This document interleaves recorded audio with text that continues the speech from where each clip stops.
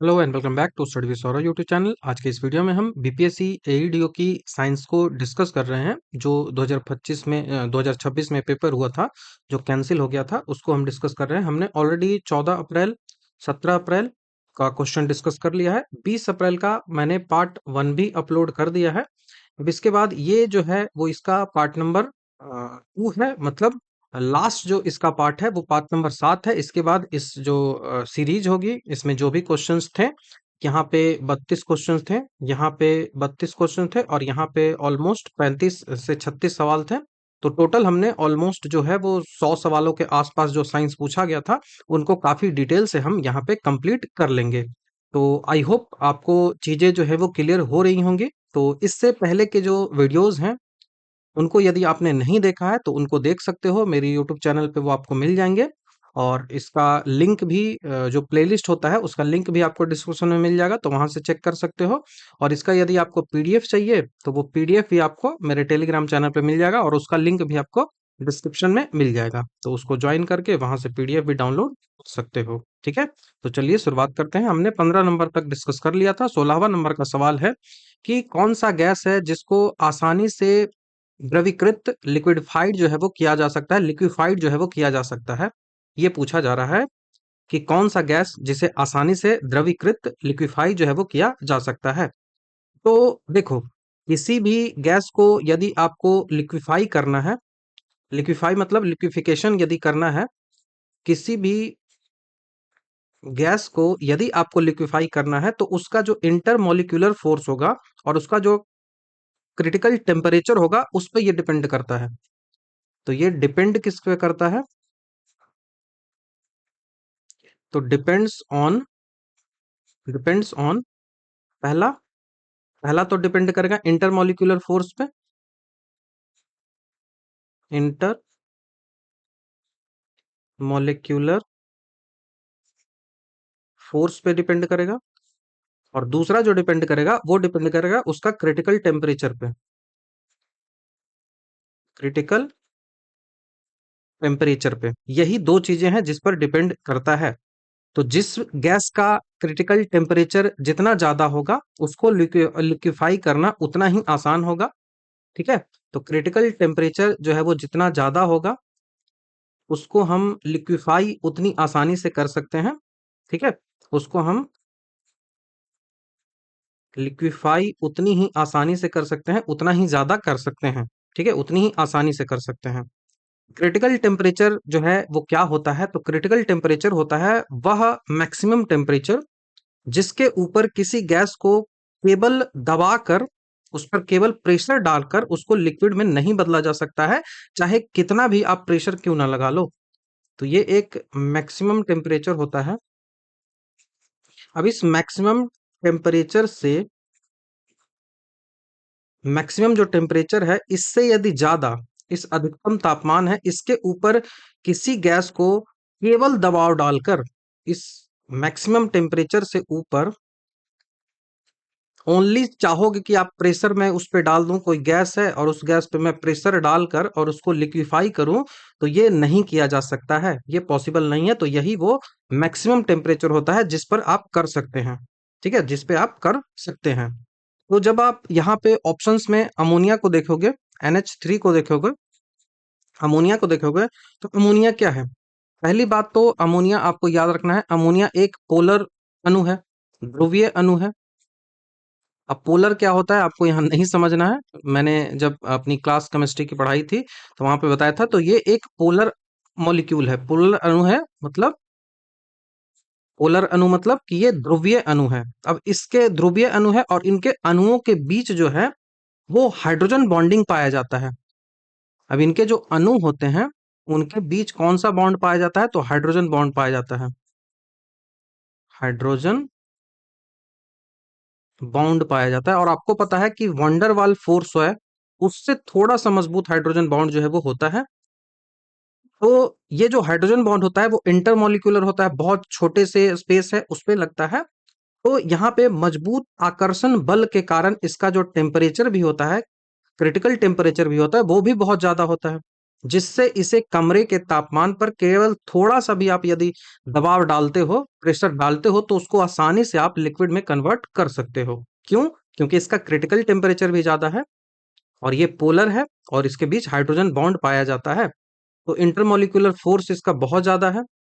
ठीक है, मजबूत आकर्षण बल है और इसका क्रिटिकल टेम्परेचर है ही, तो दोनों चीजें जब है ही तो ये आसानी से जो है वो लिक्विफाई किया जा सकता है। ये आपको समझ में आना चाहिए। यही जो लिक्विड अमोनिया होता है, उसी लिक्विड अमोनिया को हम रेफ्रिजरेटर में, जो रेफ्रिजरेटर आपका होता है, उस रेफ्रिजरेटर के रूप में बर्फ कारखाने में यूज किया जाता है। तो जो तरल अमोनिया होता है, तरल अमोनिया, तरल अमोनिया मतलब लिक्विफाइड अमोनिया, इसका जो यूज हम करते हैं वो कहाँ करते हैं? तो ये उपयोग जो है वो प्रशीतक मतलब रेफ्रिजरेटर, रेफ्रिजरेंट के रूप में यूज किया जाता है। कहाँ पे? तो आइस फैक्ट्री में, आइस फैक्ट्रीज में। बाकी फ्रियोन को यूज किया जाता है, ऐसे फ्रिज है तो उस फ्रिज में आपका फ्रीजर कंपार्टमेंट ऊपर दिखता होगा, तो वहां पे ये फ्रीजर कंपार्टमेंट ऊपर भी आखिर क्यों रखा जाता है, ये भी एक कंसेप्ट होता है। यहाँ पे फ्रियोन का यूज किया जाता है, वही फ्रियोन जिसको गैस आप कहते हो, ये फ्रियोन गैस निकलता है और उसी गैस से ये जो है वो टेम्परेचर ठंडा होता है। ठीक है, जितने भी टेम्परेचर होते हैं वो ऊपर जाते हैं और ऊपर इसी कारण से रखा जाता है इसको, ऊपर से वो ठंडा करके फिर से नीचे भेज देता है। प्रोसेस होता है उसका, समझ लेंगे कभी और। ठीक है, इतना समझ में आ गया आपको। बाकी मीथेन की बात कर लें, CH4। मीथेन जो होता है और जो हाइड्रोजन होता है, मीथेन और हाइड्रोजन जो होता है वो नॉन पोलर है। ये दोनों जो होता है वो नॉन पोलर है, ये सब भी पूछ लिया जाता है, याद रख लो। अध्रुवीय होता है, पोलर पोलर को घुलाता है, नॉन पोलर को सॉल्युबल करता है, ये आपको ध्यान रखना चाहिए। ठीक है, अब इनमें केवल बहुत कमजोर फोर्स होता है और सबसे जो कमजोर फोर्स होता है उस फोर्स को क्या बोलते हैं? तो मैंने अभी कहा था वो वंडर वॉल फोर्स होता है। वो होता है wonder wonder wall force, wonder walls forces. ये बहुत कमजोर फोर्सेज होते हैं, इस कारण से इनका क्रिटिकल टेम्परेचर जो है वो बहुत कम हो जाता है और इन्हें द्रवित करना आसान नहीं होता, बहुत ज्यादा कठिन हो जाता है ये दोनों के लिए। ठीक है, बाकी एक बचा carbon monoxide, carbon monoxide CO। तो ये कार्बन मोनोऑक्साइड जो है वो क्या है? तो कार्बन मोनोऑक्साइड जो होता है वो थोड़ा ध्रुवीय होता है, लेकिन NH3 के हाइड्रोजन बॉन्ड के समान इसका बल बहुत जो है वो कमजोर होता है, इस कारण से इसको तो यूज नहीं किया जा सकता है। नेक्स्ट सवाल की ओर बढ़ते हैं। सवाल करंट अफेयर का है। ठीक है, शुभांश शुक्ला के बारे में आपको पता होगा। भारत के इसरो के वो मतलब एयरफोर्स के थे शुभांश शुक्ला। तो वो गए थे अंतरिक्ष में, ये आपको पता होगा। तो इसरो और अमेरिका के बीच एक ऐतिहासिक समझौता हुआ था, उसमें जो भारतीय अंतरिक्ष यात्री जो गगनयान में जाने वाले हैं, तो एक्जिम 4 मिशन के माध्यम से वो अंतरराष्ट्रीय जो स्पेस स्टेशन होता है, इंटरनेशनल स्पेस स्टेशन होता है, वहां पे गए थे एक्जिम 4 के माध्यम से और वहां पे कुछ दिन वह उन्होंने बिताया था। तो ये एक कॉमर्शियल मानव अंतरिक्ष उड़ान मिशन था, जिसे अमेरिकी कंपनी एक्सियोम स्पेस के द्वारा और उसी के साथ साथ स्पेस एक्स है, उन दोनों ने मिलकर इसको संचालित किया था। 4 एस्ट्रोनॉट्स थे, वो इसमें गए थे, जिनमें भारत से कैप्टन जो थे, ग्रुप कैप्टन शुभांशु शुक्ला गए थे। मुख्य अंतरिक्ष यात्री भारत के रूप में थे। ग्रुप कैप्टन प्रशांत बालाकृष्णन नायर जो हैं, इस मिशन के बैकअप यात्री के रूप में उनको रखा गया था, लेकिन उनको यूज नहीं हुआ था क्योंकि वो बैकअप है ना, मतलब ये खराब होता है तब उनको रखा जाएगा। ठीक है, बाकी इतना डिटेल नहीं जाना है क्योंकि ये करंट अफेयर से रिलेटेड था। बाकी गगनयान भारत का है। ठीक है, भारत अपना स्वदेशी मानव अंतरिक्ष उड़ान mission, indigenous human spacecraft mission launch करने वाला है, जिसके तहत 3 अंतरिक्ष यात्री को 400 किलोमीटर पृथ्वी से ऊपर, ये यदि ऐसे अर्थ है ना, तो इससे 400 किलोमीटर ऊपर जो है वो भेजा जाएगा, 400 किलोमीटर ऊपर जो है वो भेजा जाएगा। ठीक है, और ये पृथ्वी की कक्षा में लाया जाएगा, ना कि इंटरनेशनल स्पेस स्टेशन पे भेजा जाएगा, ये याद रखिए। भारत अपना जो है वो स्पेस स्टेशन आई थिंक 2035 तक बना लेगा, जहां तक संभावनाएं हैं। एग्जैक्ट तो डेटा नहीं है, लेकिन हाँ 2035 तक बन सकता है। बाकी सोयूज की बात कर लें। सोयूज टीम 3 जो आपको यहाँ पे दिख रहा है लिखा हुआ, सोयूज जो है वो रशिया का अंतरिक्ष यान है। 1984 में पहले भारतीय जो अंतरिक्ष यात्री राकेश शर्मा है वो सोयूज T11 मिशन से ही अंतरिक्ष जो है उसमें गए थे। सैल्यूट 4 स्टेशन पे गए थे, ये भी याद आपको रखना है। अब रिसेंट न्यूज में है तो पूछेगा ही, आपको पता भी होगा कि राकेश शर्मा जो थे वो भारत अंतरिक्ष यात्री, पहले भारतीय अंतरिक्ष यात्री राकेश शर्मा थे जो इसी मिशन से गए थे। सोयूज टीम, सोयूज T11 कौन सा था? सोयूज T11 कौन गए थे? राकेश शर्मा, नॉट शर्मा, शर्मा, ठीक है। कहाँ का है? रशिया का है। कब गए थे? 1984 में। इतना याद रख लो। स्टेशन कौन सा था? स्टेशन कौन सा था space station? Salute 7 station, salute 7 station, ठीक है। यही सब यहाँ से पूछा जा सकता है, बाकी और कुछ नहीं पूछेगा। सोयूज, बाकी चंद्रयान 3 भारत का द्वारा लॉन्च किया गया था। दक्षिणी ध्रुव पर भारत जो है वो गया था, ये याद रखना है। नेक्स्ट सवाल जो है वो लेंस से पूछा जा रहा है कि उत्तल लेंस की बात हो रही है। उत्तल लेंस की बात हो रही है कॉन्वेक्स लेंस में। वहां पे बोल रहा है कि यदि हम वस्तु को, जो ऑब्जेक्ट है उसको यदि हम 2f पे रखते हैं, फोकल लंबाई का दुगुना पर रखा जाता है, 2f पर यदि रखा जाता है, तो बनने वाला जो इमेज होगा, जो इमेज फॉर्म होगा, वो इमेज कहाँ पे होगा और कैसा होगा, इस बारे में आपसे सवाल पूछा जा रहा है। ठीक है, इस बारे में आपसे सवाल पूछा है। तो देखो, हमें बोल रहा है कि 2f पर है, प्रोजेक्शन ऑफ ऑब्जेक्ट जो है वो कहाँ है? वो 2f पर है, ठीक है, वो 2f पर है। तो एट 2f, तो इसका जैसे ही वो 2f पे होगा, तो वो जो होगा वो कैसा होगा? पहला तो वो इमेज जो होगा वो रियल होगा, ठीक है। इमेज जो होगा वो रियल होगा लेकिन उल्टा होगा।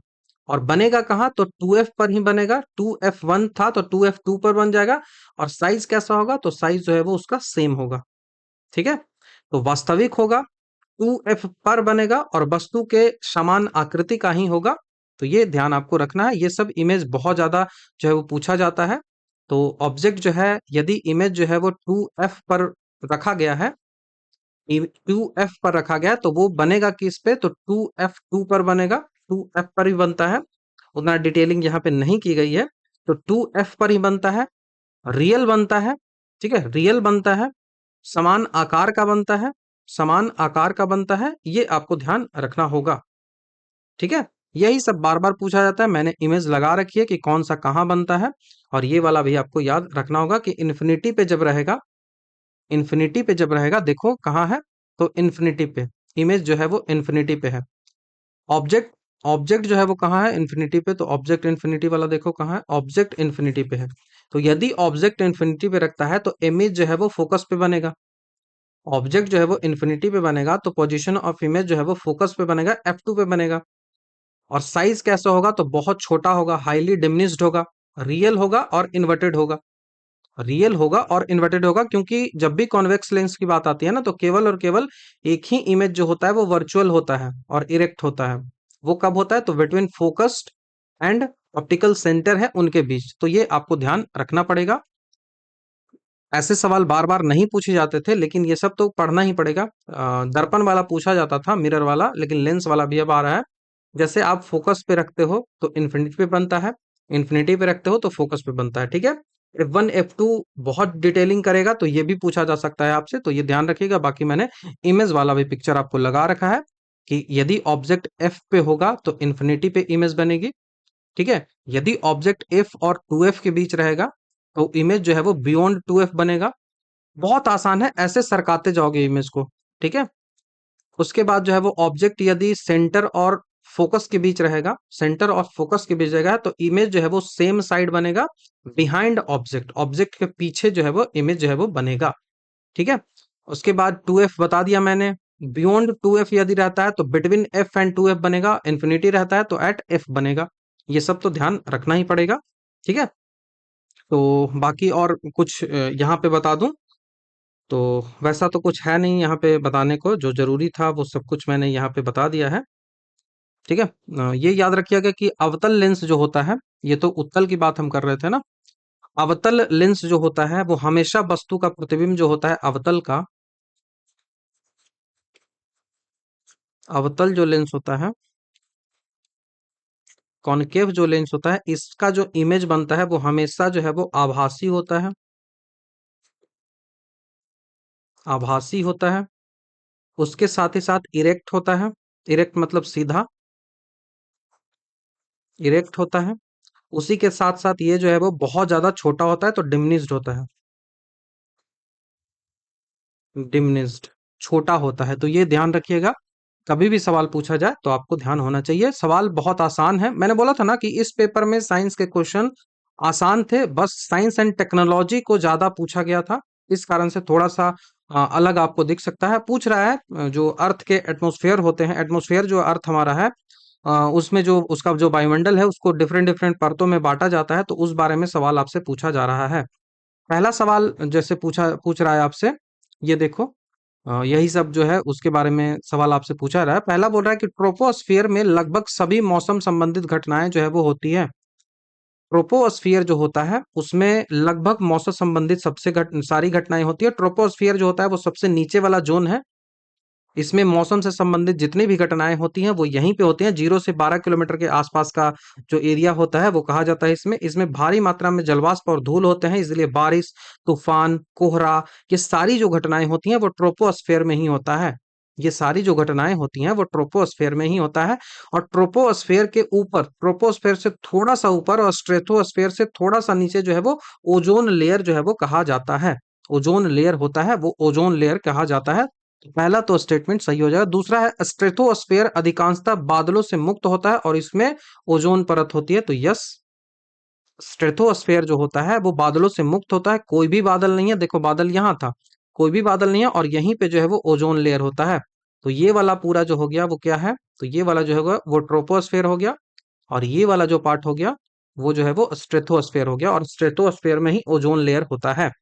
12 से 50 किलोमीटर तक का ये एरिया होता है, 12 से 50 किलोमीटर फैला होता है। यहाँ मौसम शांत होता है, बादल नहीं होते हैं, इसलिए यहाँ पे जो है वो एयरप्लेन उड़ेगा, एयरप्लेन यहीं पे उड़ेगा। ठीक है, ये गलत होगा, एयरप्लेन जो है वो यहीं पे उड़ेगा। ठीक है, ये ध्यान में रखिएगा।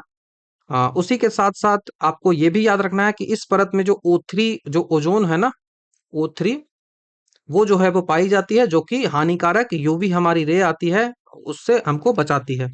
तो ये दूसरा स्टेटमेंट भी सही हो जाएगा हमारा। तीसरा है कि मेसोस्फीयर जो होता है वो पृथ्वी की रक्षा करता है, क्योंकि यह जो है वो उल्का पिंडों को जलाता है। ठीक है, मेटेराइट्स जो होते हैं उनको जलाता है।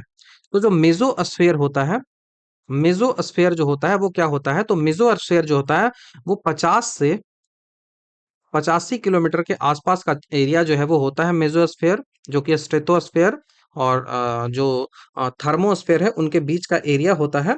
यह वायुमंडल की सबसे ठंडी परत होती है, कोल्डेस्ट,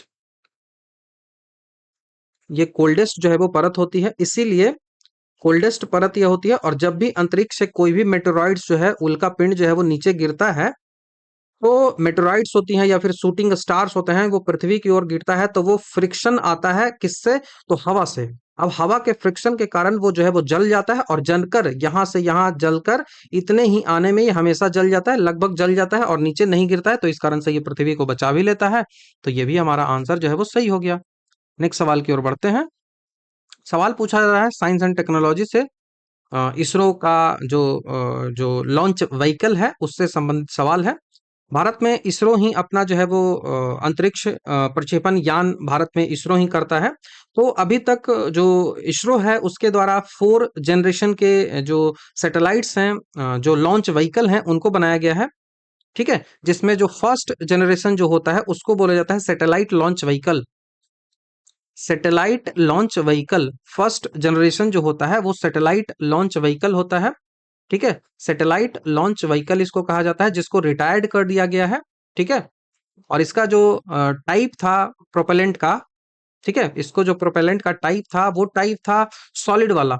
जितने भी 4 स्टेजेस इसमें आते थे वो सारे के सारे सॉलिड वाले होते थे। मैक्सिमम जो कैपेसिटी इसकी होती थी वो 40 केजी होती थी, और ये जो है वो लियो लोअर अर्थ ऑर्बिट है उसी में ये फोकस रहता था। तो भारत का पहला ये स्वदेशी रॉकेट था। ठीक है, भारत का पहला जो है वो स्वदेशी रॉकेट था। ठीक है, सैटेलाइट लॉन्च व्हीकल जो है वो भारत का पहला स्वदेशी रॉकेट था। डॉक्टर एपीजे अब्दुल कलाम इस प्रोजेक्ट के डायरेक्टर थे, और इसी से 1980 में रोहिणी जो उपग्रह है वो लॉन्च किया गया था।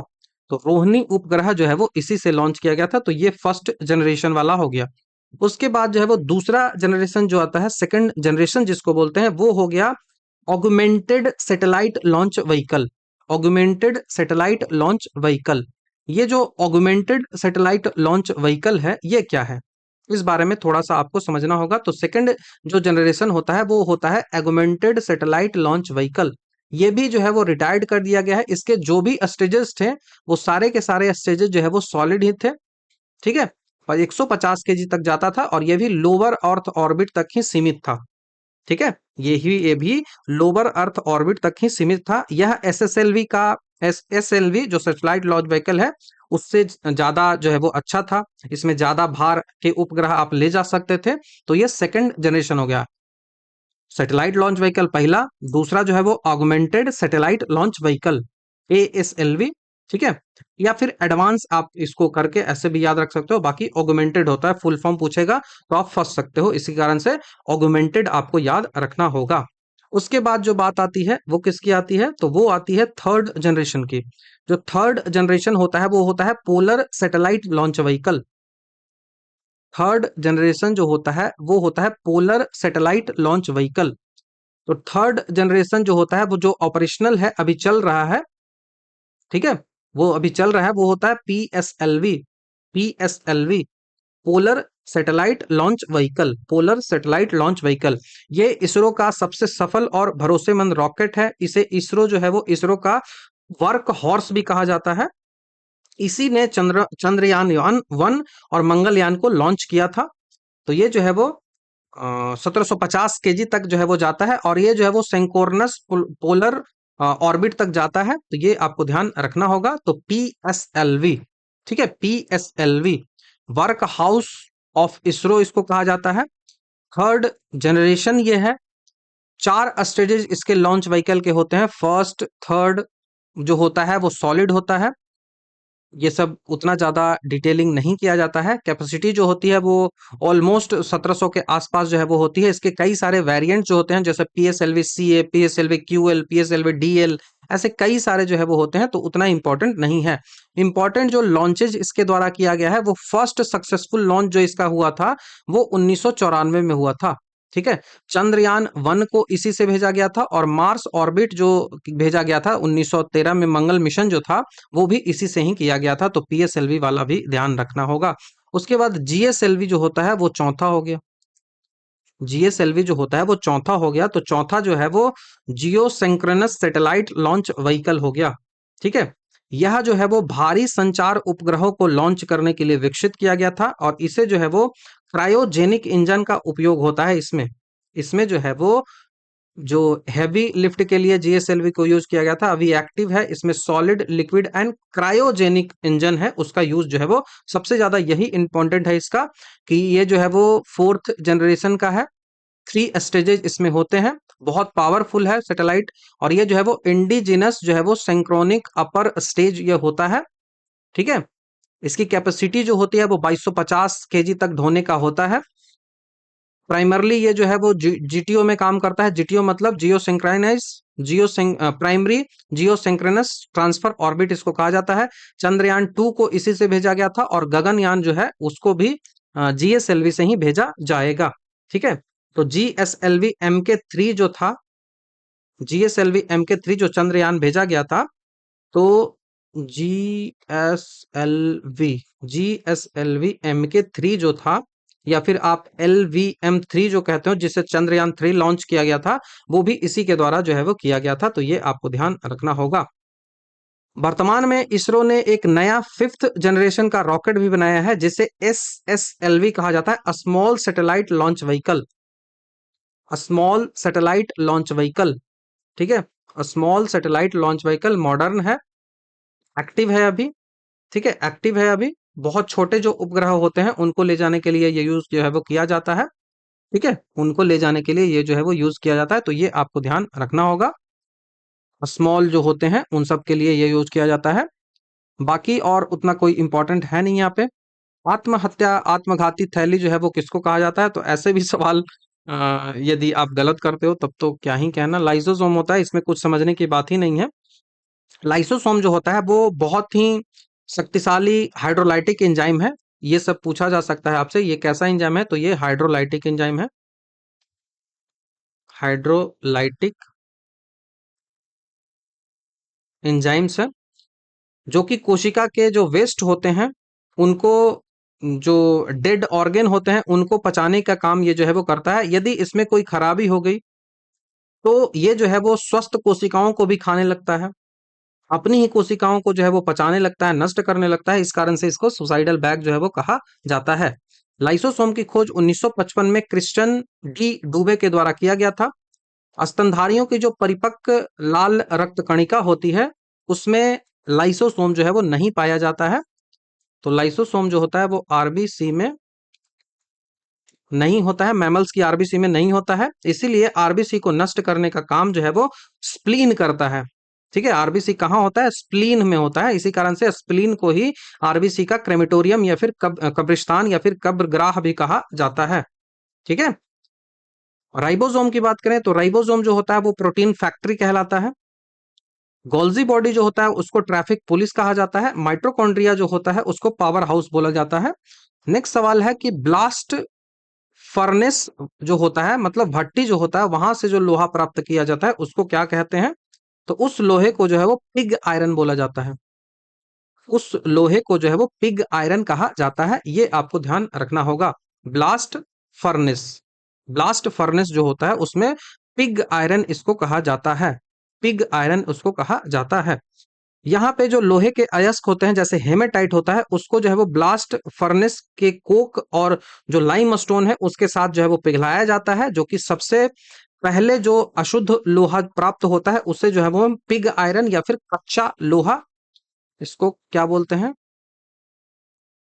कच्चा लोहा जो है वो इसको कहते हैं। इसमें कार्बन की मात्रा सबसे अधिक होती है, लगभग जो है वो 4 से 5% होती है, जिसके कारण यह बहुत कठोर और भंगुर होता है, ब्रिटल होता है। ब्लास्ट फर्नेस जो होता है उसमें लौह अयस्क को शुद्ध करने के लिए मुख्य रूप से जो है वो कार्बन मोनोऑक्साइड जो गैस होता है उसको जो है वो यूज किया जाता है। तो शुद्धिकरण के लिए जो गैस यूज किया जाता है वो कौन सा होता है, तो सीओ, कार्बन मोनोऑक्साइड गैस जो है वो यूज किया जाता है शुद्धिकरण के लिए। ठीक है, हम बात करें रॉट आयरन की, जिसको पिटवा लोहा जो है वो कहा जाता है, रॉट आयरन। रॉट आयरन का यदि बात करें, यह लोहा जो है वो प्योरेस्ट फॉर्म का लोहा है, प्योरेस्ट फॉर्म ऑफ आयरन है। इसमें कार्बन की मात्रा लगभग 0.2% से भी कम होती है, 0.2% से भी इसमें कार्बन की मात्रा जो है वो कम होती है, और इसे जो है वो आसानी से मोड़ा जा सकता है। तो ये मेलिएबल्स होते हैं, पिटवा लोहा इसको कहा जाता है, प्योरेस्ट फॉर्म होता है। कास्ट आयरन की बात करें तो पिग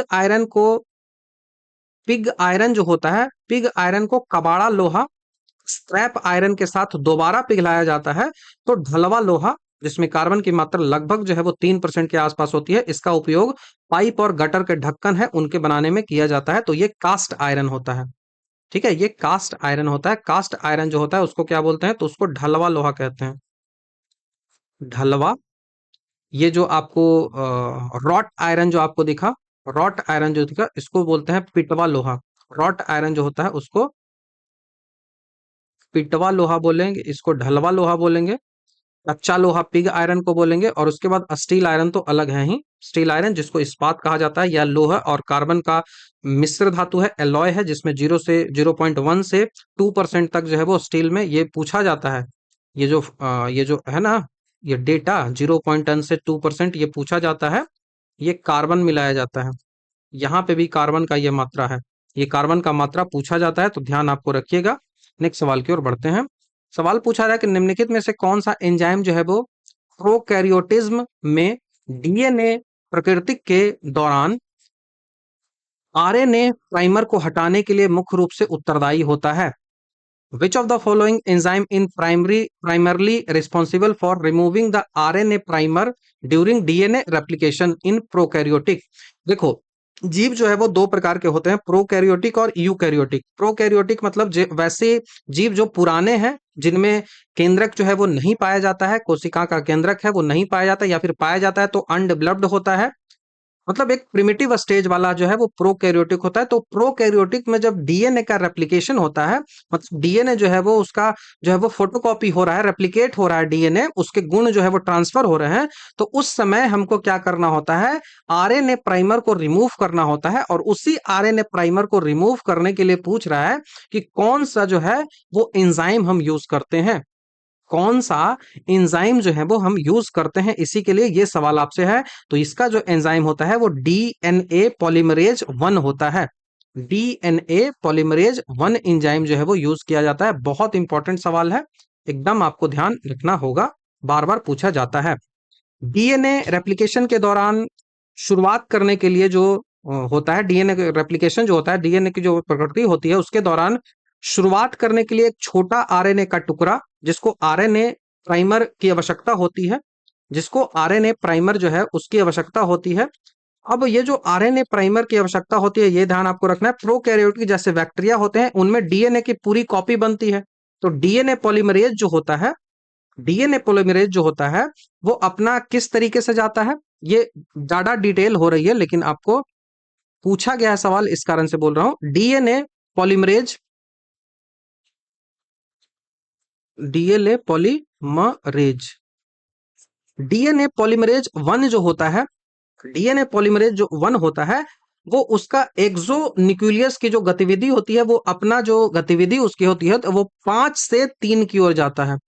5 से 3 की ओर एक्सो न्यूक्लियस गतिविधि का उपयोग करके आरएनए प्राइमर को हटाता है।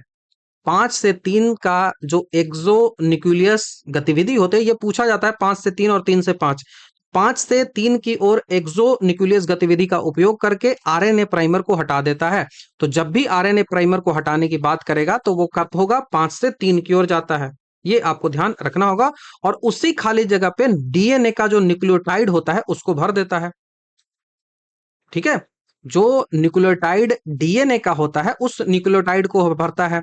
और कौन सा एंजाइम है, तो डीएनए पॉलीमरेज जो एंजाइम जो है वो होता है, उस डीएनए पॉलीमरेज एंजाइम के द्वारा जो है ये जो है वो किया जाता है। 5 से 3 की ओर जाता है, एक्सो न्यूक्लियस गतिविधि का उपयोग करता है और आरएनए प्राइम को हटा देता है। तो समझ में तो आया होगा, समझ में तो आया होगा। बाकी इस फिगर को काफी डिटेल से आगे भी डिस्कस किया जाएगा कि नाइट्रोजनस बेस जो होता है, गुआनिन, साइटोसिन, थाइमिन, एडानिन, ये होता है ना, एडानिन, थाइमिन, गुआनिन, साइटोसिन, ये सब है।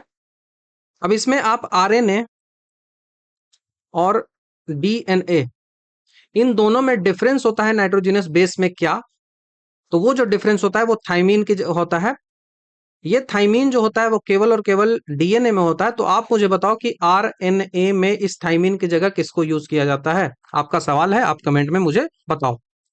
प्रोकैरियोटिक में मुख्य रूप से डीएनए का जो निर्माण होता है वो इलोंगेशन करने के लिए होता है, इलोंगेशन करके किया जाता है। और वहां पे जो यूज किया जाता है वो डीएनए पॉलीमरेज 3 होता है, जबकि आरएनए प्राइम हटाने का जो काम होता है वो डीएनए पॉलीमरेज 1 करता है।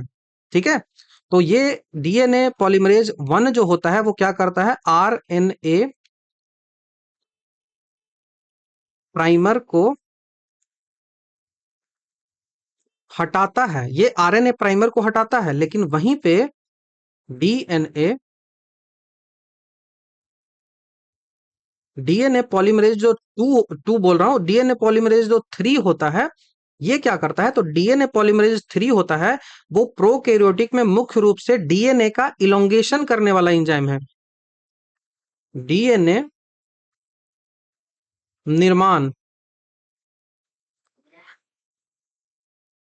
डीएनए इलोंगेशन करने के लिए इसको जो है वो यूज किया जाता है। तो ये बहुत इंपॉर्टेंट है, ये आपको ध्यान रखना होगा। ठीक है, ये सवाल जो है वो पूछा जाता है। इस फिगर को उतना समझने का प्रयास अभी मत करिए, ठीक है, बाद में कभी जरूरी होगा तो इसको समझा दिया जाएगा। बाकी जो ऑप्शंस है उस पे बात करता हूँ। हेलिकेज की सबसे पहले बात कर लें। हेलिकेज जो होता है वो क्या होता है, तो हेलिकेज जो होता है वो ए एंजाइम जो होता है वो डीएनए का डबल हेलिकल जो स्ट्रक्चर होता है, डबल हेलिक्स, उसको खोलने के लिए उसको जो है वो अनवाइंडिंग या फिर अनजिपिंग करने का काम करता है, जो कि हाइड्रोजन बॉन्ड को तोड़ता है। तो हेलिकेज जो एंजाइम होता है वो क्या करता है, तो डीएनए का जो ऐसे वाला स्ट्रक्चर होता है ना, डीएनए का ये जो डबल हेलिकल स्ट्रक्चर होता है इसको ये तोड़ता है। तो डीएनए का डबल हेलिक्स जो होता है, डबल हेलिक्स को खोलना, खोलने का काम करता है। खोलना मतलब जिपिंग करना, अनजिपिंग करना या फिर अनवाइंडिंग करना। कैसे करता है, तो हाइड्रोजन बॉन्ड को तोड़ता है, हाइड्रोजन बॉन्ड को तोड़ता है। अब आपको पता होना चाहिए कि साइटोसिन और थाइमीन के बीच जो है वो कैसा हाइड्रोजन बॉन्ड बनता है, यूरासिल और साइटोसिन के बीच कैसा जो है वो हाइड्रोजन बॉन्ड बनता है। तो इनके बीच हाइड्रोजन बॉन्ड बनता है, सिंगल बनता है, डबल बनता है, ट्रिपल बनता है, ये सब आगे डिस्कस कर लेंगे। और मैंने पहले भी इस बारे में डिस्कस किया है, तो यदि आपको कुछ पता हो तो आप कमेंट में बता सकते हो, बाकी इसको कभी और डिस्कस करेंगे हम। और मैंने किया भी है, पिछले वीडियोस देखोगे आप तो आपको चीजें समझ में आएंगी। यहां से बस ये याद रख लो, लाइगेज एंजाइम के बारे में ऑलरेडी इसी एग्जामिनेशन में पूछा गया सवाल है, और मैंने बिहार ऑल एग्जामिनेशन वाले में भी बताया था। डीएनए लाइगेज जो होता है वो कटे हुए डीएनए, जो डीएनए का खंड होता है जिसको ओकाजिकी फ्रैगमेंट जो बोलते हैं, तो डीएनए का जो खंड होता है या फिर कटा हुआ डीएनए जो होता है, डीएनए खंड, जिसको यदि साइंटिफिक लैंग्वेज में हम कहें तो इसको बोला जाता है ओकाजाकी फ्रेगमेंट। ओकाजाकी फ्रेगमेंट्स इसको कहा जाता है। तो इसको आपस में जोड़ने के लिए आणविक गोंद, मॉलिक्यूलर ग्लू के रूप में काम करता है। तो इसको जोड़ना है, इसको जोड़ने के लिए जो है वो क्या करता है, तो मॉलिक्यूलर गोंद की तरह काम करता है, मॉलिक्यूलर ग्लू, मॉलिक्यूलर गोंद की तरह काम करता है, आणविक गोंद की तरह। कौन सा, तो लाइगेज एंजाइम आणविक गोंद की तरह काम करता है। उसके बाद आता है प्राइमेज। प्राइमेज जो है वो क्या है, तो यह एंजाइम जो होता है वो शुरुआत में आरएनए प्राइमर का फॉर्मेशन करता है। तो आरएनए प्राइमर का फॉर्मेशन, कभी इस बारे में क्लास ही ले लिया जाएगा, 1 घंटे से 1.5 घंटे के आसपास में। डीएनए जो मतलब न्यूक्लिक एसिड जो दोनों होता है ना, डीएनए और आरएनए, इसको आप आसानी से कर सकते हो। सब कुछ एक्सप्लेन कर दूंगा, तो आने वाले एग्जामिनेशन के लिए जरूरी हो जाए जो होगा वो। निम्नलिखित में से किसे पृथ्वी पर सबसे ऊंचा ज्ञात जीव माना जाता है, ठीक है। Tallest known living organism on earth, तो ये जो होता है वो सिकोया वृक्ष होता है। सिकोया ट्री जो है वो होता है, याद रख लीजिएगा, सिकोया ट्री। इसको कोस्ट रेडवुड भी कहा जाता है, कोस्ट रेडवुड भी कहा जाता है। इसको सिकुया स्पेर्मे विरेनस कहते हैं, जो पृथ्वी पर मौजूद सबसे ऊंचा जो है वो जीव होता है। यह पेड़ मुख्य रूप से उत्तरी अमेरिका में पाया जाता है, ठीक है। वर्तमान में पृथ्वी पर सबसे ऊंचा जो जीवित पेड़ है उसका नाम क्या है, वो ऑप्शन में है ही नहीं। सबसे ऊंचा जो है, सबसे ऊंचा जो अर्थ पे है वो जो है वो हाइपे हाई हाइप्रियन उसको कहा जाता है, हाइप्रियन, जो कि एक कोस्ट रेडवुड है। यही सेम चीज इसको बोलते हैं, कोस्ट रेडवुड है, ठीक है।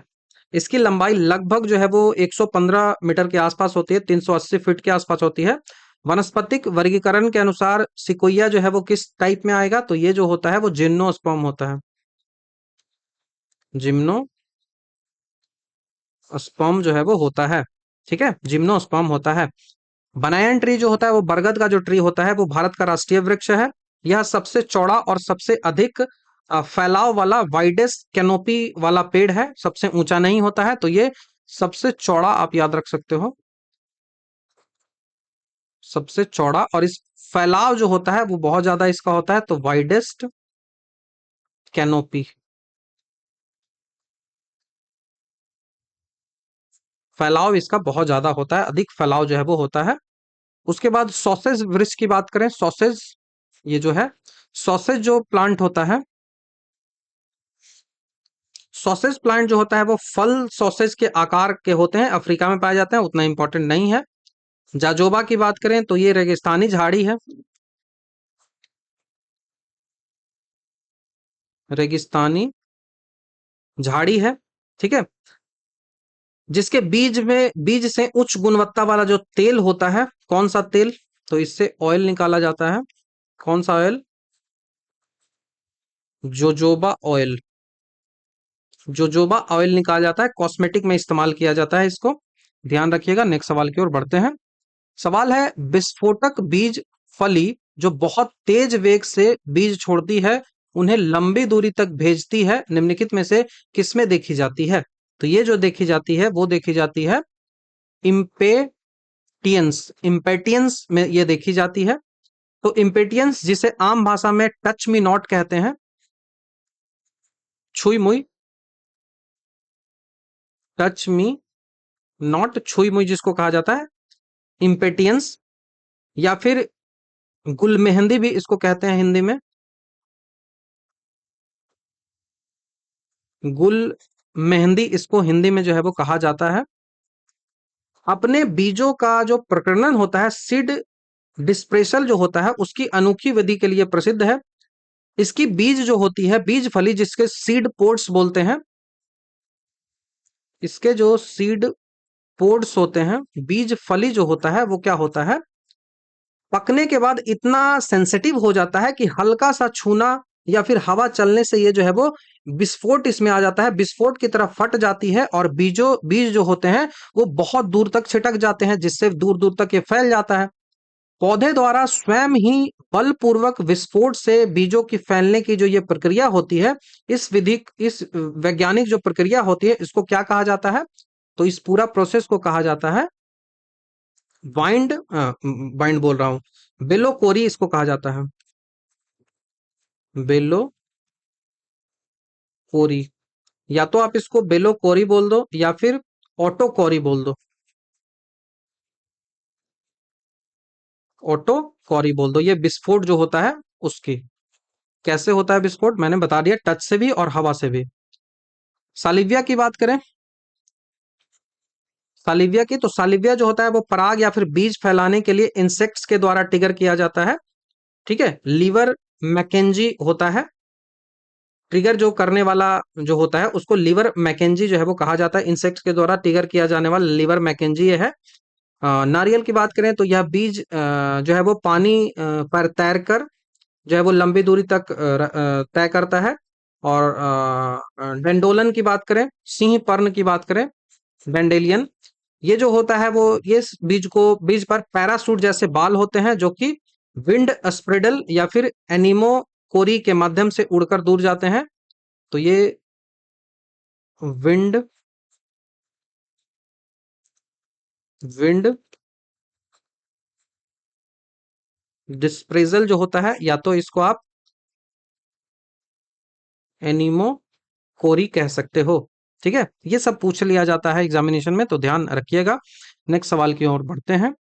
सवाल है कि पौधे भारत में औपनिवेशिक या फिर ब्रिटिश शासन से जुड़ा है और भारतीय धरती पर कुछ विद्रोहियों से भी जुड़ा हुआ है, वह विकल्प चुने जो किसी महान स्वतंत्रता सेनानी से भी जुड़ा हुआ है। एक पौधा है भारत में, उसको बोलते हैं इंडिगो फेरा विक्टोरिया, इंडिगो फेरा विक्टोरिया, समझते हैं। इंडिगो फेरा टिक्टोरिया जो होता है वो क्या है, तो इसको जो है वो सिंपल भाषा में बोलो तो इसको नील बोलते हैं, इंडिगो बोलते हैं। बोल रहा है कि ये ब्रिटिश शासन के दौरान, औपनिवेशिक के दौरान भारतीय धरती पर आया, कुछ विद्रोह से भी जुड़ा हुआ है, जैसे कौन सा विद्रोह, तो नील विद्रोह से जुड़ा हुआ है। और उसके बाद चुनना है महान स्वतंत्रता सेनानियों से भी जुड़ा है, जैसे गांधी जी से जुड़ा हुआ है। ठीक है, तो ये ऐसे करके आप इसको जोड़ सकते हो। तो ये नील विद्रोह इंडिगो रिवोल्ट है, उससे जुड़ा हुआ है। तिनकठिया प्रणाली है, उससे जुड़ा हुआ है। महात्मा गांधी उनसे जुड़ा हुआ है। चंपारण सत्याग्रह उनसे जुड़ा हुआ है। तो नील विद्रोह 1859, चंपारण सत्याग्रह 1917। ठीक है, आप मुझे बता सकते हो कि इनका जो कमीशन जो गठित किया गया था वो कब किया गया था? मार्च में किया गया था। ठीक है, उसके बाद पायरलस मैलस, यहाँ पे सीधा क्या है ना कि साइंटिफिक नेम दिया गया है। पायरलस मैलस जो है वो सेब का नाम है, एप्पल का है। अजा डिरका इंडिका जो होता है, अजा डिरकटा इंडिका जो है ये नीम का है। इंडिगो फेरा टिनकुटोया जो है वो तो बता ही दिया, नील का है। फिकस इंडिका तो आपने पढ़ा ही होगा, इसको बनाया जो बरगद है उसको बोलते हैं। ठीक है, तो ये सब ध्यान रखिएगा, सवाल पूछ लिया जाता है। इस व्यक्ति को इस क्षेत्र में उसके महान योगदान के लिए भारतीय वनस्पति विज्ञान के जनक के रूप में जाना जाता है, तो वो कौन है? तो विलियम विलियम रॉक्सबर्ग। भारतीय वनस्पति वनस्पति विज्ञान का जनक जो है वो स्कॉटिश हैं। विलियम रॉक्सबर्ग को कहा जाता है भारतीय वनस्पति विज्ञान का जनक। उन्होंने कलकत्ता के आचार्य जगदीश चंद्र बोस भारतीय वनस्पति उद्यान के अधीक्षक के रूप में कार्य किया और भारत के पौधों पर व्यापक शोध किया। उनकी जो सबसे प्रसिद्ध बुक है वो कौन सी है? बुक जो है वो कौन सी है? तो flora indica. Flora indica, flora indica, ये आपको ध्यान रखना होगा। बाकी हम बात करें पंचानन माहेश्वरी की, तो ये भारतीय पादन घूर्ण विज्ञान है। जो इंडियन प्लांट एम्ब्रायोलॉजी है उसके उससे रिलेटेड है। इंडियन प्लांट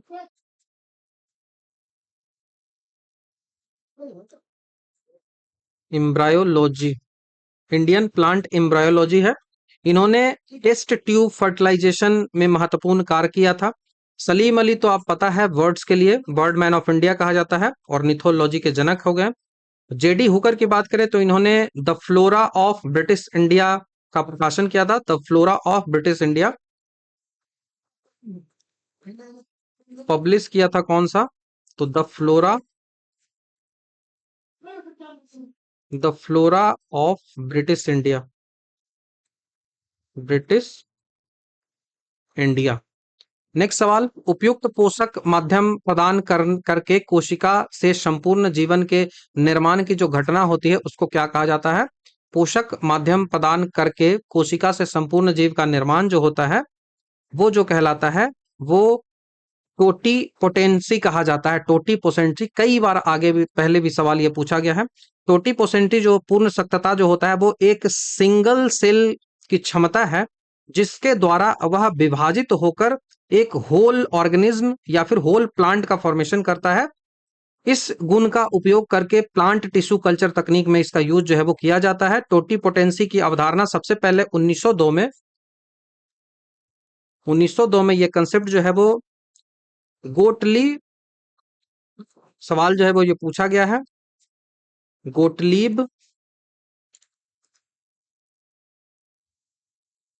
हैबरलैंड,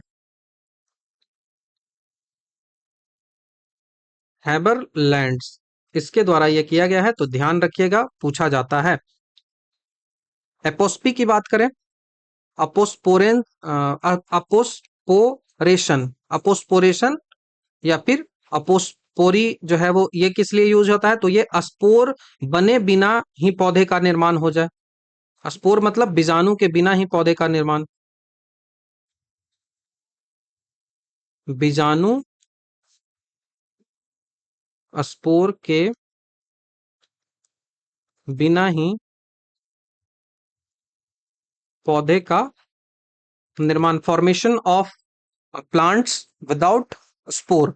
ठीक है, वेजिटेटिव प्रोपोगेशन तो आपको पता है, तना जड़ पत्ती इन सब से नया पौधा उग जाए, जैसे गुलाब का कमल लगाते हो ना, तो ये हो गया। उसके बाद जो आपको दिख रहा है प्लूरी पोटेंसी, प्लूरीपोटेंसी जो होता है वो कोशिका की क्षमता है जिससे शरीर में कई प्रकार के जो टिश्यू होते हैं, कई प्रकार के जो ऊतक होते हैं उनमें बदल सकती है, जिससे वह शरीर के कई प्रकार के ऊतकों में बदल सकती है, लेकिन एक होल ऑर्गेनिज्म नहीं बना सकती है।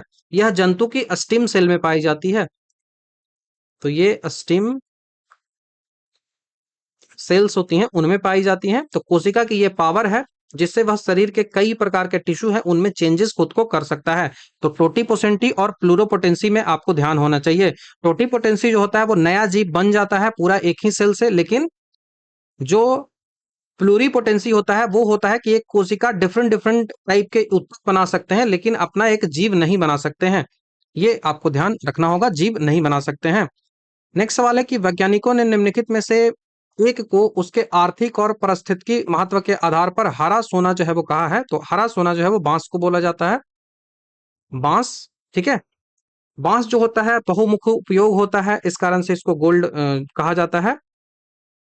यह जो होता है वो अन्य पेड़ों की तुलना में 30% अधिक ऑक्सीजन जो है वो देता है, पर्यावरण से भारी मात्रा में कार्बन डाइऑक्साइड है उसको सोखता है, सॉइल इरोजन को रोकता है। ठीक है, बांस जो है वो घास होता है, पेड़ नहीं होता है, ये ध्यान आपको रखना है। भारत सरकार ने 2017 में भारतीय वन अधिनियम 1927 में संशोधन करके बांस को जो है वो ट्री की श्रेणी से हटाया और इसको जो है वो घास बना दिया। घास इसको बना दिया कब? 2017 में। कभी कभी चाय को भी हरा सोना मानते हैं, लेकिन यदि हम नेशनल बैम्बू मिशन के संदर्भ में बात करें तो वहां पे हरा सोना जो है वो इसी को माना जाता है, तो ध्यान रखिएगा। नेक्स्ट सवाल की बढ़ते हैं। कौन सा कथन जूनोटिक रोग का सही वर्णन जो है वो करता है? तो जूनोटिक रोग के बारे में कह रहा है। तो जूनोटिक रोग क्या है? तो वे संक्रामक बीमारियां, वैसे संक्रामक बीमारियां जो कि स्वाभाविक रूप से जानवर जैसे वर्टिब्रेट्स एनिमल होते हैं और मनुष्य उनके बीच फैलता है, जैसे वेक्टर बॉर्न डिजीज, जैसे कोई कीड़ा मकोड़ा है उनसे आप में चला जा रहा है। एयर बॉर्न या फिर वाटर बॉर्न डिजीज आपका एनिमल है उनसे चला जा रहा है। प्रॉक्सी या फिर डायरेक्ट कांटेक्ट जब एनिमल से, जैसे कुत्ता बिल्ली ये सब हो गया, उनसे हो गया। फूड बॉर्न जैसे आप चिकन खाते हो तो उन सबसे ये जो होता है वो जूनोटिक रोग करते हैं, या फिर जूनोसिस भी इनको कहा जाता है। ये बीमारियां वायरस, बैक्टीरिया, परजीवी, फंगी इन सब के माध्यम से होते हैं, मनुष्यों में होते हैं। ठीक है, तो ये आपको ध्यान रखना है। यह केवल दूषित भोजन से नहीं बल्कि सीधा डायरेक्ट कांटेक्ट या फिर हवा, मच्छर इन सब के माध्यम से होता है, वेक्टर के माध्यम से होता है। यह पादप रोग या फिर ये प्लांट पैथोजेंस नहीं होते हैं, यह केवल वन्य जीवों तक सीमित नहीं है, यह पालतू जानवरों, कुत्ते, गाय, सुअर, इंसानी ये सब में भी फैले होते हैं। तो यहां से आपका आंसर जो है वो कौन सा बनेगा? Option number B. यह कशेरुकी और मनुष्यों के बीच साझा रोगी है, तो ऑप्शन नंबर बी आपको ये ध्यान रखना होगा। जूनोटिक रोग के प्रत्येक उदाहरण की बात करें तो रेबीज कुत्ता से होता है, इबोला चमगादड़ से होता है, निपाह सुअर या चमगादड़ से होता है, स्वाइन फ्लू या फिर स्वाइन फ्लू जो कहते हैं वो बर्ड फ्लू हो गया, और हाल ही में जो पाया गया कोविड है वो कोरोना वायरस से होता है। ये ध्यान आपको रखना है। नेक्स्ट बात करते हैं, इम्यूनो हीमोग्लोबिन की यहाँ पे बात हो रही है। प्रकार एक तत्काल अति संवेदनशीलता मुख्य रूप से किसके द्वारा मध्यस्थता की जाती है? यहाँ पे इम्यूनो हीमोग्लोबिन की बात हो रही है। ठीक है, इम्यूनो हीमोग्लोबिन, हमारी जो बॉडी होती है उस बॉडी में 5 टाइप के एंटीबॉडीज होते हैं। एंटीबॉडीज या फिर आप इसको इम्यूनो हीमोग्लोबिन कह लो, ये वॉइस शेप्ड प्रोटीन होते हैं जो कि रिकॉग्नाइज्ड होते हैं यूनिक मार्क्स, मार्क्स मतलब एंटीजेंस के लिए और पैथोजेंस के लिए। ये हमारी बॉडी को बचाते हैं, सबका अलग अलग अपना अपना काम होता है। जैसे प्रकार एक का अति संवेदनशीलता की हम बात करें, टाइप 1 हाइपर सेंसिटिविटी की बात करें तो इसे तत्काल एनर्जी प्रक्रिया, इमीडिएट एलर्जिक रिएक्शन कहा जाता है, जैसे कि अस्थमा हो गया, जैसे कि एनाफिलेसिस हो गया, या फिर परागकण की एलर्जी होगा, ये सब होता है। और यहाँ पे मुख्य रूप से इम्यूनो हीमोग्लोबिन ई एंटीबॉडी के द्वारा ये मेडिएट होता है। तो इम्यूनो हीमोग्लोबिन ई जो होता है उसके द्वारा ये मेडिएट होता है, ये बाइंड्स होता है टू मास्ट सेल। पढ़ेंगे इस बारे में, मास्ट सेल को डिटेल से पढ़ना पड़ेगा जब हम ब्लड को पढ़ते हैं। और उसके साथ ही साथ बेसोफिल जो होता है वो डब्ल्यूबीसी का पार्ट होता है, बेसोफिल, इओसिनोफिल ये सब होता है, आगे पढ़ेंगे। तो बेसोफिल होता है तो ये एलर्जी एंड एंटीसेप्टिक एक्टिविटीज में काम करता है। तो ये हो गया इम्यूनो हीमोग्लोबिन ई, ये एंटीबॉडी के द्वारा मीडिएट जो है वो होता है, ये आपको ध्यान रखना है। I1 hypersensitive is a allergic reaction provoked by re-exposure to a specific type of antigen या फिर एलर्जिन जो कि प्राइमरी मेडिएट होता है इम्यूनोहेमोग्लोबिन ई एंटीबॉडीज से। जब कोई एलर्जी पैदा करने वाला तत्व शरीर में आता है तो इम्यूनोहेमोग्लोबिन ई एंटीबॉडी जो होता है वो मास्ट सेल से जुड़ जाता है, जिससे हिस्टामिन का रिलीज जो है वो बंद हो जाता है। एलर्जी जो होता है वो हिस्टामिन से ही होता है। पढ़ेंगे जब डब्ल्यूबीसी को पढ़ेंगे डिटेल से, तो ये हिस्टामिन की जो प्रोडक्शन है वो रुक जाता है, जिसी इसी कारण से एलर्जी वाले जितने भी दवाओं आप खाओगे ना तो वो एंटा हिस्टामिनिक मेडिसिन कहा जाता है। एंटा हिस्टामिनिक मेडिसिन जो है वो कहा जाता है। तो ये रिलीज होता है, ठीक है। इससे हिस्टामिन जो है वो रिलीज होता है और एलर्जी के लक्षण जो है वो दिखाई देते हैं। तभी तो आपको एलर्जी के लक्षण जो है वो इसके कारण दिखाई देते हैं और आप दवा खाते हो बाद में जाके, ठीक है। तो ये रुकता नहीं है, यहाँ से हिस्टामिन जो है वो रिलीज होता है और बाकी आप एंटी हिस्टामिन दवाएं खाओगे तो उससे आपको ये दिखना बंद हो जाएगा, आप ठीक हो जाओगे। तो ये होता है। तो ये इम्यूनोहेमोग्लोबिन पाए जाते हैं और इन्हें आपको याद करना है, तो याद करने के लिए आप एक याद रख सकते हो ऐसे, GAMED, गेम, और उसमें डी लगा दो। जी से होता है इम्यूनोहेमोग्लोबिन जी वाला, इम्यूनोहेमोग्लोबिन ए जो होता है, इम्यूनोहेमोग्लोबिन जी हो गया, ए हो गया, डी हो गया, एम हो गया। तो ऐसे करके आप पांचों के पांचों याद रख सकते हो। ये जो एंटी हीमोग्लोबिन होता है, एंटी हीमोग्लोबिन, ये इसको हीमोग्लोबिन बोलो, anti immunoglobin, anti immunoglobin not ह्यूमिनो, एंटी इम्यूनोग्लोबिन्स इसको कहा जाता है, आईजी इसको बोला जाता है, या तो इसको आप एंटीबॉडीज बोल लो। ये एक प्रोटीन होता है जो कि हमारे जो इम्यून सिस्टम होता है उसके द्वारा, जो हमारा एंटीजन, एंटीजन मतलब कोई बाहरी तत्व हम में आता है, कोई यूनिक चीज हम में आती है, जैसे बैक्टीरिया हो गया, वायरस हो गया, इन सबको वो पहचानता है, पैथोजेंस को, और उसके बाद उस पर अटैक करता है, ठीक है। इसका निर्माण जो होता है वो डब्ल्यूबीसी का जो प्रकार होता है, बी लिम्फोसाइड, बी सेल होता है, उसको उसके द्वारा ही होता है। तो ये फॉर्मेशन जो होता है वो बी सेल से होता है, बी लिम्फोसाइड जिसको बोलते हैं, बी सेल्स है डब्ल्यूबीसी का, उससे इसका फॉर्मेशन जो है वो होता है। एंटीबॉडी की जो संरचना होती है वो वाई आकार की होती है, ये बहुत ज्यादा इंपॉर्टेंट है, सवाल पूछा जा सकता है। इसमें 4 पॉलीपेप्टाइड श्रृंखला होती है, 4 पॉलीपेप्टाइड श्रृंखलाएं होती हैं। तो ये तो नहीं पूछा जाएगा, पूछा जाएगा तो आपको नहीं बनाना है। 2 हल्की 2 भारी होती हैं, ठीक है, जिसे हम इस तरीके से लिखते हैं, जिसको हम H2 बोलते हैं, मतलब 2 हैवी बोलते हैं और 2 जो है वो लाइट, उसके लिए L2 बोला जाता है, ठीक है। तो 4 पॉलीपेप्टाइड्स इसमें होते हैं, 4 पॉलीपेप्टाइड्स होते हैं। एमिल वॉन वेहलिंग जो था उसको फादर ऑफ इम्यूनोलॉजी कहा जाता है, इन्होंने सीरम थेरेपी की खोज की थी। तो फादर ऑफ इम्यून सिस्टम या फिर इम्यूनोलॉजी, फादर ऑफ इम्यूनोलॉजी जो है वो किसको कहा जाता है, Emil von Behring, Emil von Behring, Emil von Behring जो है वो कहा जाता है। तो ये फादर ऑफ, इन्होंने क्या खोज किया था, तो इन्होंने जो है वो सीरम थेरेपी की खोज की थी, सीरम थेरेपी, ठीक है। पॉल एलर्जी जो है, इन्होंने एंटीबॉडी के काम करने का तरीका, जो साइड चेन थ्योरी है, उसको समझाया था। पॉल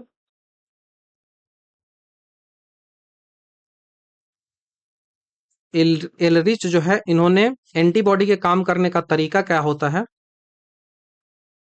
एंटीबॉडी के काम करने का तो तरीका होता है जिसको बोलते हैं साइड चेन थ्योरी, पूछा जा सकता है साइड चेन थ्योरी, ध्यान रखना होगा, ठीक है, ध्यान रखना होगा। बात करते हैं इम्यूनो हीमोग्लोबिन जी के बारे में। इम्यूनो हाँ, इम्यूनो जो ग्लोबिन होता है, इम्यूनोग्लोबिन होता है, हीमोग्लोबिन बार बार बोल रहा हूँ। इम्यूनोग्लोबिन जो होता है वो टाइप जो जी वाला होता है, वो सबसे ज्यादा हमारे बॉडी में देखने को मिलता है। लगभग आपको ये 75 से 80% जो है वो हमारे बॉडी में जी वाला ही मिलता है, मतलब सबसे ज्यादा जो है वो पहले आता है, ठीक है, जी वाला। ये क्या करता है, इसका मेन फंक्शन जो होता है वो सूक्ष्म जीवों और विषाक्त जो पदार्थ है उनसे जो है वो ये बाइंड किससे होता है, तो फैगोसाइट्स जो होता है, ये जो है वो सूक्ष्म जीव और विषाक्त पदार्थ है, उनसे हमारी बॉडी को ये रक्षा करता है। मेन ब्लड एंटीबॉडी होता है for secondary response cross placenta, ठीक है। एकमात्र आईजी इम्यूनोग्लोबिन है जो कि प्लेसेंटा को पार करके गर्भ अवस्था में जो शिशु है उस तक ये पहुंचता है। तो प्लेसेंटा को क्रॉस करके जो शिशु होता है वहां तक ये पहुंच जाता है, तो ये आपको ध्यान रखना है। दूसरे नंबर पे जो आता है, ये तो पहला हो गया मात्रा के हिसाब से। दूसरे नंबर पे जो आता है वो आता है इम्यूनोग्लोबिन ए। इम्यूनोग्लोबिन ए ये जो होता है वो लगभग 10 से 15% के आसपास होता है। 10 से 15% के आसपास होता है। शरीर की जो सतह होती है, जैसे आप जो है वो सांस लेते हो, लार आपका हो गया, आंसू हो गया, इन सब से ये सिक्रेट कहाँ होता है? तो म्यूकोसा, स्लाइवा, टीयर, इन सब में जो है वो सिक्रेट होता है। कोसाटम जो हो गया, इन सब में जो है वो सिक्रेट होता है। माँ के पहले दूध जो कोलोस्ट्रम कहा जाता है, कोलोस्ट्रम मतलब माँ का जो पहला दूध होता है उसमें प्रचुर मात्रा में ये पाया जाता है। फर्स्ट मदर मिल्क, इसी कारण तो बोला जाता है ना, ये इम्यूनोहीमोग्लोबिन ए पाया जाता है उसमें, तो ये दूसरे नंबर वाला ए आ गया, ठीक है। तो ये ध्यान हो गया। उसके बाद एम वाले की बात कर लेते हैं। इम्यूनोग्लोबिन एम जो है वो 5 से 10% के आसपास हमारे बॉडी में पाया जाता है। ये संक्रमण के जवाब में सबसे पहले बनता है।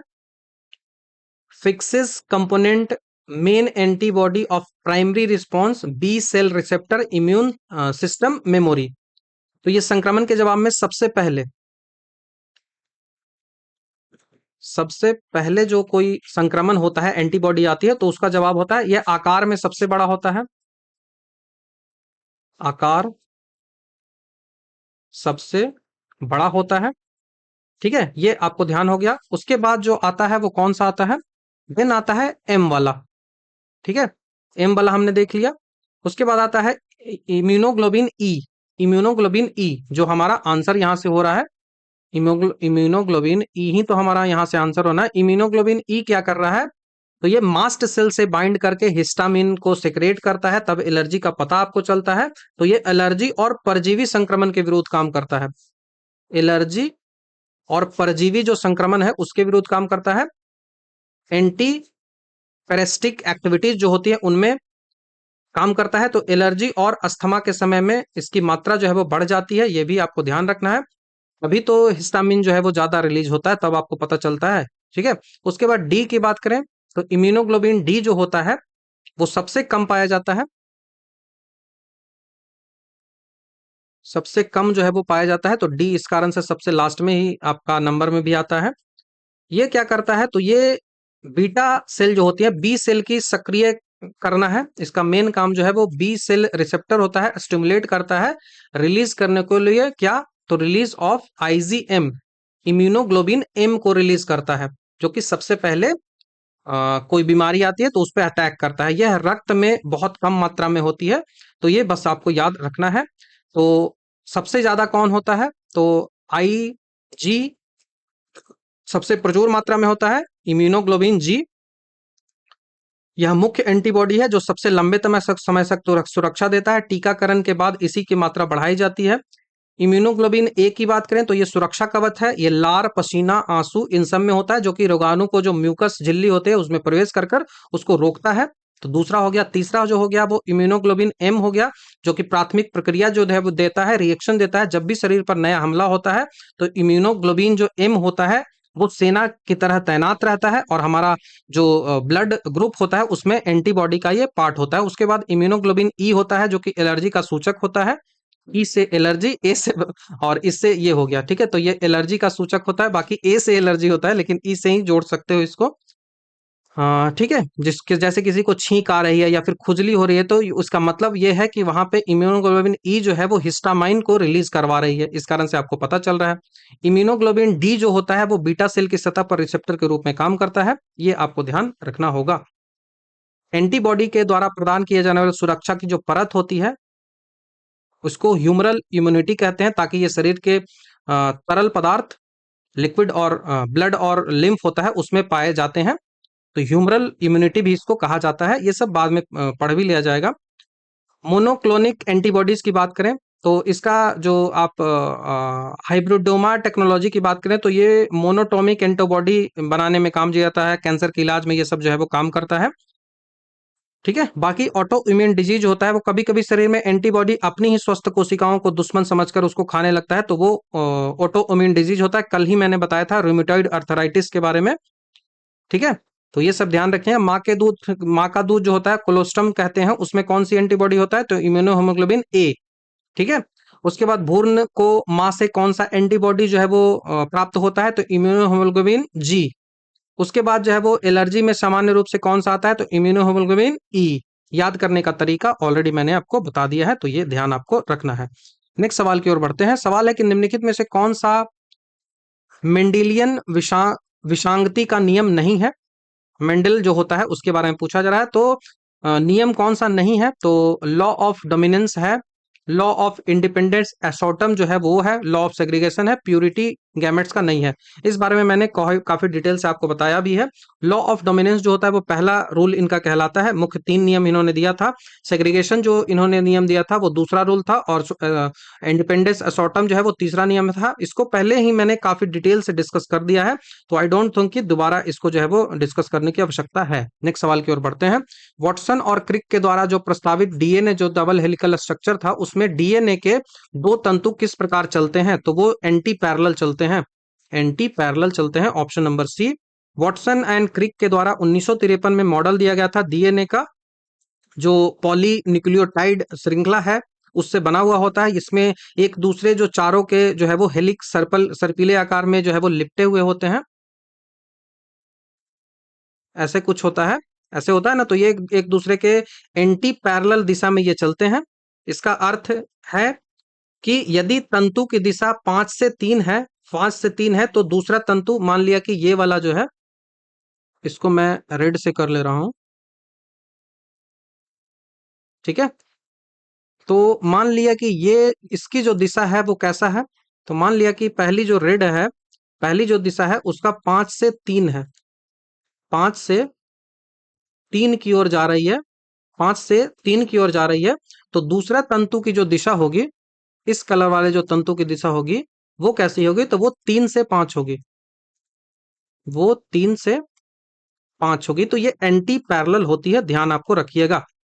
पैरेलल की बात करें तो दोनों तंतु यदि 5 से 3 दिशा में चलते हैं तो समानांतर कहे जाते हैं, लेकिन डीएनए में ऐसा नहीं होता है। ठीक है, सर्कुलर की बात करें तो प्रोकैरियोटिक जैसे बैक्टीरिया हो गया, माइटोकॉन्ड्रिया में वृत्ताकार डीएनए पाया जाता है, लेकिन वाटसन एंड क्रिक मॉडल में लीनियर डीएनए, जिसको बी डीएनए के लिए कहा जाता है। तो ये वाला जो सर्कुलर होगा ना, ये कहाँ बैक्टीरिया और माइटोकॉन्ड्रिया में पाया जाता है, ये आपको ध्यान रखना होगा।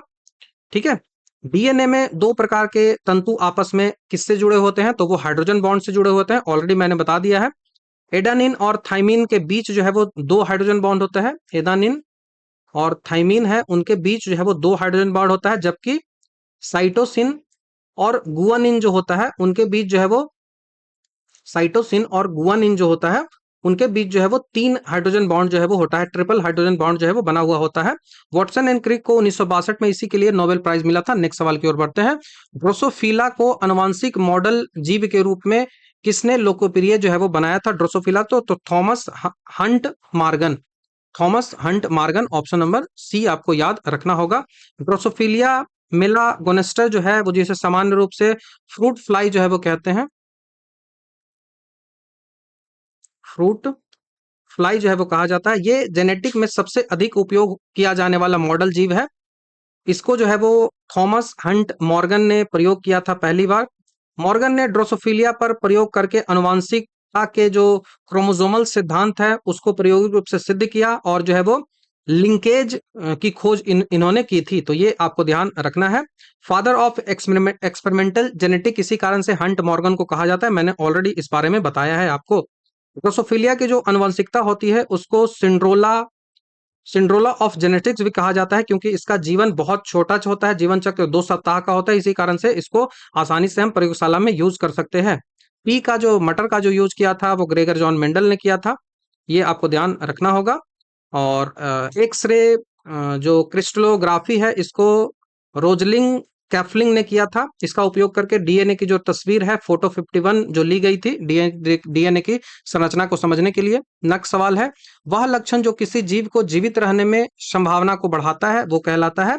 आप अनुकूल कितने हो, कितने ज्यादा अडेप्ट हो जाते हो अपने वातावरण के अनुकूल, तो ये होता है अनुकूलन कहलाता है। म्यूटेशन मतलब बदलना, डीएनए सीक्वेंसिंग के होने वाला अचानक बदलाव जो होता है वो म्यूटेशन कहलाता है। ठीक है, म्यूटेशन ये कहलाता है। वेरिएशन, यह एक ही प्रजाति के जीवों के बीच पाए जाने वाला अंतर जो होता है, जैसे इंसानों की अगली पीढ़ी की शक्लें वैसे वैसे जो बदलती है। हाइब्रिड बोले तो यह दो अलग अलग परजीवियों का किस्मों में जो क्रॉसिंग करवा के करते हैं, जैसे म्यूल, डॉली। डॉली तो आर्टिफिशियल था ना, म्यूल जैसे बना, खच्चर बना, घोड़ा और गधा को करवा के क्रॉस, तो ये आपको याद रखना है।